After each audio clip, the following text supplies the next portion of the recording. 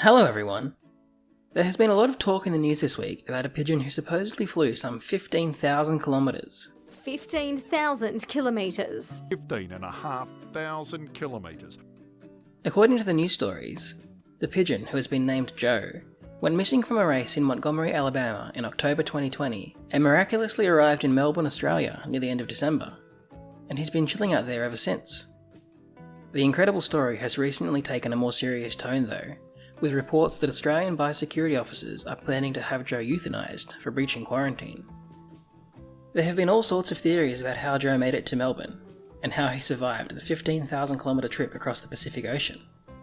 Some say he hitched a ride on a container ship, others think he was caught in an intercontinental jet stream, and some simply believe he wanted the change of scenery and flew the entire distance himself. But what is the truth of the story?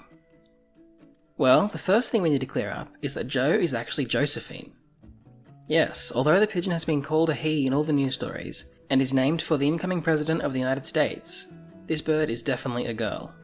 In pigeon racing, it is normal for the males and females to compete against each other in mixed gender races.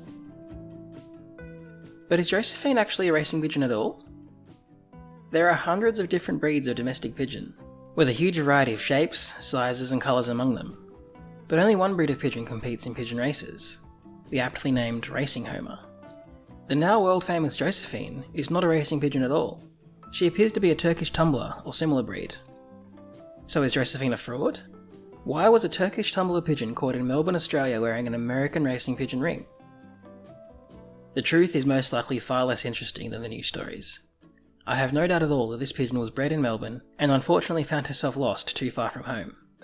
Counterfeit pigeon rings are cheaply available online, and many hobbyist breeders choose to use these inexpensive fakes rather than buying genuine rings through a local pigeon club.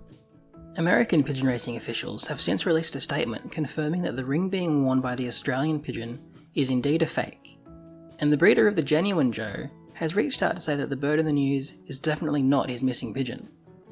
So what will happen to Joe, or Josephine, or whoever this bird truly is? Will she be granted a last-minute stay of execution, given these statements from America? I guess we'll have to wait and see. Of course, if the breeder used a genuine ring, he'd easily be able to get his lost pigeon back. But then we wouldn't have this crazy story. If you've enjoyed this video, you might also like one of these about interesting pigeon topics, such as why you never seem to see baby pigeons, how they were used as messengers, or if their wings are truly fluorescent. And don't forget to subscribe to the channel.